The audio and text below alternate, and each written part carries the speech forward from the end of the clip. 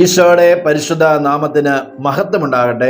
പ്രിയപ്പെട്ടവരെ, ഇന്ന് പരിശുദ്ധ കുർബാനയുടെ തിരുനാളാണ്. ഈ കുർബാനയുടെ തിരുനാളിൽ നമ്മളൊരു വചനം ചിന്തിക്കുകയാണ്. വിശുദ്ധ യോഹന്നാന്റെ സുവിശേഷം അതിൻ്റെ 6-ാം അധ്യായം 27-ാം തിരുവചനം. നശ്വരമായ അപ്പത്തിനു വേണ്ടി അധ്വാനിക്കാതെ മനുഷ്യപുത്രൻ തരുന്ന നിത്യജീവന്റെ അനശ്വരമായ അപ്പത്തിനു വേണ്ടി അധ്വാനിക്കുവിൻ. ഇവിടെ ഈശോ പറയുകയാണ്, നശ്വരമായ അപ്പവുമുണ്ട്, അനശ്വരമായ അപ്പവുമുണ്ട്. നമുക്ക് ബൈബിൾ വായിക്കുമ്പോൾ, വിശുദ്ധ മത്തായിയുടെ സുവിശേഷമൊക്കെ വായിക്കുമ്പോൾ ഈശോ ചില കാര്യങ്ങൾ പഠിപ്പിക്കുമ്പോൾ അവിടെ 2 കാര്യങ്ങൾ വെച്ച് പഠിപ്പിക്കുന്നതായിട്ട് നമുക്ക് കാണാൻ പറ്റും.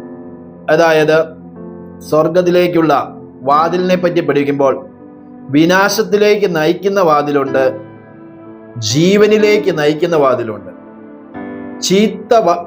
ചീത്ത ഫലം പുറപ്പെടുവിക്കുന്ന വൃക്ഷമുണ്ട്, നല്ല ഫലം പുറപ്പെടുവിക്കുന്ന വൃക്ഷമുണ്ട്. 2 ഭവനങ്ങളെ പറ്റി ഈശോ പഠിപ്പിക്കുന്നുണ്ട്. മണൽപ്പുറത്ത് പണിത ഭവനം, പാറമേർ പണിത ഭവനം. അങ്ങനെ ഈശോ എപ്പോഴും 2 കാര്യങ്ങൾ വെച്ചാണ് പഠിപ്പിക്കുന്നത്. ഇന്ന് ഇവിടെ ഈശോ പറയുകയാണ്, നശ്വരമായ അപ്പമുണ്ട്, അനശ്വരമായ അപ്പമുണ്ട്. ഈ അപ്പത്തിന്റെ പ്രത്യേകത എന്താണെന്ന് ഈശോ നമ്മളെ പഠിപ്പിക്കുകയാണ്. നശ്വരമായ അപ്പം, നശിച്ചു പോകുന്ന അപ്പത്തിന്റെ പ്രത്യേകത, ഈ അപ്പത്തിന് രുചിയുണ്ട്, മണമുണ്ട്, ഇത് പഞ്ചേന്ദ്രിയങ്ങളെ ആകർഷിക്കുന്നവയാണ്. ഈ ഭക്ഷണത്തിന്റെ പ്രത്യേകത എന്ന്, ഇതിന് രുചിയുണ്ട്. നമുക്കറിയാം, ലോകത്തുള്ള എന്ത് ഭക്ഷണങ്ങളും എടുത്തു നോക്കുക, ഈ നശ്വരമായ അപ്പത്തിന് എപ്പോഴും ഇതിന് രുചിയുണ്ട്, അതിന് കളറുണ്ട്, മണമുണ്ട്, പഞ്ചേന്ദ്രിയങ്ങളെ ആകർഷിക്കുന്നവയാണ്. എന്നാൽ ഈ അനശ്വരമായ അപ്പം, ക്രിസ്തുവിന്റെ അപ്പത്തിന് പ്രത്യേകത, അതിന് പ്രത്യേക കളറില്ല, അതിന് രുചിയില്ല, അതിനെ ഈ പഞ്ചേന്ദ്രിയങ്ങൾ വഴി ആകർഷിക്കുന്നില്ല. പരിശുദ്ധ കുർബാന ഒരു വ്യക്തിയെ ആകർഷിക്കുന്നത് എപ്പോഴും ആന്തരികമായാണ്. ആന്തരികമായ സ്നേഹം, ആന്തരികമായ ദിവ്യകാരുണ്യത്തോട്, പരിശുദ്ധ കുർബാനയോട് ഒരു വ്യക്തിക്ക് ആന്തരികമായ സ്നേഹമാണ് ഉണ്ടാകുന്നത്. അപ്പോൾ ഇവിടെ ഈശോ പഠിപ്പിക്കുകയാണ്, നശ്വരമായ അപ്പമുണ്ട്, അനശ്വരമായ അപ്പമുണ്ട്. അപ്പോൾ ഈ പരിശുദ്ധ കുർബാന തിരുനാളിൽ നമ്മൾ മനസ്സിലാക്കേണ്ട ഒരു കാര്യമാണ്, നശ്വരമായ അപ്പത്തിന്റെ കാര്യങ്ങൾ ഈ ലോകത്തിന്റെ അധികാരി, ഈശോ പറയുന്നില്ലേ, ലോകത്തിന്റെ അധികാരി വരുന്നതാണ്, അവൻ എൻ്റെ മേൽ അധികാരമില്ല. അപ്പോൾ ലോകത്തിന്റെ അധികാരി, ലോകത്തിലേർക്കുന്ന സിസ്റ്റങ്ങൾ, ഇന്ന് നമുക്കറിയാം, റീൽസ് നോക്കിയാൽ, ഫേസ്ബുക്ക് നോക്കിയാൽ പല സ്ഥലങ്ങളിലുമുള്ള ഭക്ഷണക്കടകളെ പരിചയപ്പെടുത്തുന്നു. എവിടെയൊക്കെ നല്ല രുചിക്ക് ഭക്ഷണം കിട്ടുന്നുവോ അങ്ങനത്തെ കാര്യങ്ങൾ പരിചയപ്പെടുത്തി വരുന്ന റീൽസുകള്, ഫേസ്ബുക്ക് പോസ്റ്റുകൾ നമുക്ക് കാണാൻ പറ്റും. എന്താണ് ഇതിങ്ങനെ വരുന്നത്? ഇവിടെ ഒരു വചനം വായിക്കുമ്പോഴാണ് നമുക്ക് അതിന്റെ അർത്ഥം മനസ്സിലാക്കുന്നത്. ആ വചനഭാഗം നമുക്ക് വായിച്ചു കേൾക്കാം. റോമാക്കാർക്ക് എഴുതിയ ലേഖനം 8-ാം അധ്യായം അതിന്റെ 7-ാം തിരുവചനം. ജഡിക താല്പര്യങ്ങളിൽ മുഴുകിയിരിക്കുന്ന മനസ്സ് ദൈവത്തിന്റെ ശത്രുവാണ്, അത് ദൈവത്തിന്റെ നിയമത്തിന് കീഴ്പ്പെടുന്നില്ല, കീഴ്പ്പെടാൻ അതിന് സാധിക്കുകയുമില്ല. ജഡീക താല്പര്യങ്ങളിൽ, അപ്പോൾ ജഡത്തിന്റെ ഒരു മേഖലയാണ് ഈ ഭക്ഷണം കഴിക്കുക. ആത്മാവിന് ഭക്ഷണമുണ്ട്, ജഡത്തിന് ഭക്ഷണമുണ്ട്. അപ്പൊ ജഡത്തിന്റെ ഭക്ഷണത്തിന്റെ പ്രത്യേകത ഒന്ന്, രുചിയുണ്ട്, കളറുണ്ട്, അത് കണ്ണുകളെ ആകർഷിക്കുന്നതാണ്. ഇങ്ങനത്തെ ജഡത്തിന്റെ ഭക്ഷണങ്ങൾ തേടി നമ്മൾ പോകുമ്പോൾ, നേരത്തെ നമുക്കറിയാം, നമ്മൾ ഓരോരുത്തരും ഭക്ഷണം കഴിക്കുന്നത് വിശപ്പിന് വേണ്ടിയാണ്. എന്നാൽ ഈ കാലഘട്ടത്തിൽ അനേകം മക്കൾ ഭക്ഷണം കഴിക്കുന്നത് രുചിക്ക് വേണ്ടിയാണ്. എവിടെയാണ് പുതിയ രുചിയിൽ ഭക്ഷണം കിട്ടുന്നത്, അതിനു വേണ്ടി ഓടി പോവുകയും ആ ഭക്ഷണ കാര്യങ്ങളെ ലോകത്തിലേക്ക് പരിചയപ്പെടുത്തുകയും ചെയ്യുകയാണ്.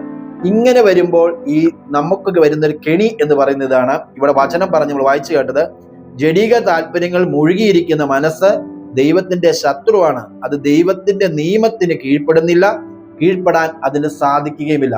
അപ്പോൾ ജഡത്തിന്റെ ഇഷ്ടത്തിനനുസരിച്ച് ഭക്ഷണം കൊടുത്തുകൊണ്ടിരിക്കുന്ന ഒരു വ്യക്തി, എപ്പോഴും നല്ല ഫുഡുകളും ഭക്ഷണങ്ങളും അതിലേ പോയി ഈ ജഡത്തിന് വേണ്ടി അലയുന്ന വ്യക്തി, കണ്ണുകളുടെ സുഖത്തിന് വേണ്ടി അലയുന്ന വ്യക്തിയിൽ, ആ വ്യക്തി അങ്ങനെ ചെയ്യുമ്പോൾ ദൈവീക നിയമങ്ങൾ അനുസരിക്കുവാൻ ആ വ്യക്തിക്ക് കഴിയുകയില്ല, അതിനൊരിക്കലും കീഴ്പ്പെടാൻ സാധിക്കുകയില്ല എന്ന് വചനം പറയാണ്. അപ്പോൾ അധികാരി നമുക്ക് തരുന്ന കെണി ഇതാണ്, ജഡത്തിന്റെ ഭക്ഷണ കാര്യങ്ങളിൽ നമ്മൾ കൂടുതലായിട്ട് ശ്രദ്ധിക്കുമ്പോൾ ദൈവീക നിയമത്തിന് കീഴ്പ്പെടാനുള്ള എൻ്റെ കഴിവ് നഷ്ടപ്പെടുത്തുകയാണ്. അതുകൊണ്ട് തന്നെയാണ് ഈ പരിശുദ്ധ കുർബാനത്തിൽ നമ്മൾ മനസ്സിലാക്കേണ്ട, ലോകത്തിലേക്ക് അനേകം ഭക്ഷണങ്ങൾ ഇറങ്ങുന്നു, അനേകം കടകൾ വരുന്നു. ഇതെല്ലാം നമ്മളെ മൊബൈൽ ഫോണിൽ കാണിച്ചു തരുമ്പോൾ നമ്മൾ അതിന്റെ പുറകെ രുചിക്ക് വേണ്ടി ഈ ഹോട്ടലിൽ നിന്ന് മറ്റു ഹോട്ടലിലേക്ക്, ഷാപ്പുകളിൽ പോയി സ്ത്രീകള് ഷാപ്പുകളിൽ കയറി കള്ളു കുടിച്ച് ഇങ്ങനെ ഇരിക്കുമ്പോൾ ഈ ജഡത്തിന്റെ സുഖത്തിന് വേണ്ടി പോകുമ്പോൾ ഈ ആത്മാവിന്റെ കാര്യങ്ങളിലുള്ള ദൈവീക നിയമങ്ങളും പരിശുദ്ധ കുർബാനയോടുള്ള താല്പര്യവും നമുക്ക് കുറയും.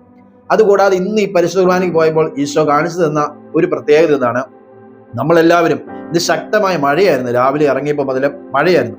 അപ്പൊ പരിശുദ്ധ കുർബാനയ്ക്ക് മുന്നോട്ട് പോകുമ്പോൾ കൃത്യസമയം, വേറൊരു കാര്യത്തിന് പോയിട്ട് ഓടി വന്നപ്പോൾ കൃത്യസമയം ശകലം താമസിക്കുന്ന പോലെ പെട്ടെന്ന് പോയപ്പോഴത്തേനും ഒരു ചേച്ചിയും ചേട്ടനും മുന്നിൽ പത്രമിട്ട് പോകുന്നത് കണ്ടു. പത്രമിട്ട്, കാരണം ശക്തമായ മഴയാണ്. എങ്കിലും അവരെല്ലാം പ്ലാസ്റ്റിക് ധരിച്ചിട്ട് അവർ ഈ പത്രമുണ്ട്, ആ പത്രം നനയാതെ അവർ പിടിച്ച് എല്ലാ വീട്ടിലും പത്രം ഇടുകയാണ്. അപ്പോൾ അത് ഈശോ കാണിച്ചു തന്നപ്പോൾ അതിന് കിട്ടിയൊരു ചിന്ത ഇതാണ്: നമ്മൾ ലോകത്തിന്റെ കാര്യങ്ങൾക്ക് വേണ്ടി, നമുക്ക് സമ്പത്ത് ഉണ്ടാക്കാൻ വേണ്ടി ഏതെല്ലാം പ്രതിസന്ധി ഉണ്ടെങ്കിലും അതിനെ അതിജീവിച്ച് നമ്മൾ മുന്നോട്ട് പോകും. നമുക്കറിയാം, പത്രം ഇട്ടാലേ അവർക്ക് അവരുടെ കുടുംബത്തിന്റെ കാര്യങ്ങൾ നടക്കാനുള്ള പൈസ കിട്ടുള്ളൂ. അപ്പോൾ അതിനെ അതിജീവിച്ച് പ്ലാസ്റ്റിക് ധരിച്ച് പത്രം നനയാതെ നോക്കി അവർ ആ ലോകത്തിന്റെ കാര്യം ചെയ്യാൻ പോകുമ്പോൾ കർത്താവിന്റെ ജീവനുള്ള ഈ തിരുശരീരത്തെ സ്വീകരിക്കാൻ ഞാനും നിങ്ങളും എത്രമാത്രം കഷ്ടപ്പെടുന്നുണ്ട്. ഒരു മഴ കണ്ടു കഴിയുമ്പോൾ ഞാനും നിങ്ങളും പെട്ടെന്ന് തന്നെ ഇന്ന് പള്ളിയിൽ പോയില്ലെങ്കിലും കുഴപ്പമില്ല, പിന്നെ പോകാം എന്നാണ് നമ്മൾ ചിന്തിക്കുന്നത്. പ്രിയപ്പെട്ടവരെ, വില കൊടുത്ത് ഈ അപ്പത്തിന് വേണ്ടി പോകണം. അതുകൊണ്ട് ഈശോ ഈ പരിശുദ്ധ കുർബാന തിരുനാളിൽ പറയുകയാണ്: നശ്വരമായ അപ്പത്തിന് വേണ്ടി അധ്വാനിക്കാതെ മനുഷ്യപുത്രൻ തരുന്ന അനശ്വരമായ അപ്പത്തിന് വേണ്ടി അധ്വാനിക്കുവിൻ. ഈശോയുടെ നാമം മഹത്വപ്പെടട്ടെ. നമുക്ക് വേണ്ടി പരിശുദ്ധ കുർബാനയായി തീർന്ന ഈശോയെ നമുക്ക് വാഴ്ത്താം. നമ്മോട് കൂടെ വസിക്കുവാൻ സ്വന്തം ശരീരം കീറിമുറിച്ച് നമ്മളിലേക്ക് വരുന്ന ഈ പരിശുദ്ധ കുർബാനയാകുന്ന ഈശോയെ നമുക്ക് സ്നേഹിക്കാം. അവന്റെ സന്നിധിയിൽ നമുക്ക് സമയം ചെലവഴിക്കാം. ഈശോയുടെ പരിശുദ്ധാത്മാവ് സ്വർഗത്തിന്റെ കൃപകൾ നമ്മളെ നൽകി അനുഗ്രഹിക്കട്ടെ. പരിശുദ്ധ കുർബാനയെ കൂടുതൽ സ്നേഹിക്കുള്ള അഭിഷേകം ഞങ്ങൾക്ക് തരണമേ. പരിശുദ്ധാത്മാവെ ഞങ്ങളെ സഹായിക്കണമേ. പരിശുദ്ധ അമ്മേ, അമ്മ ഞങ്ങൾക്ക് വേണ്ടി പ്രാർത്ഥിക്കണമേ. ഈശോയുടെ പരിശുദ്ധ നാമം മഹത്വപ്പെടട്ടെ. ആമേൻ.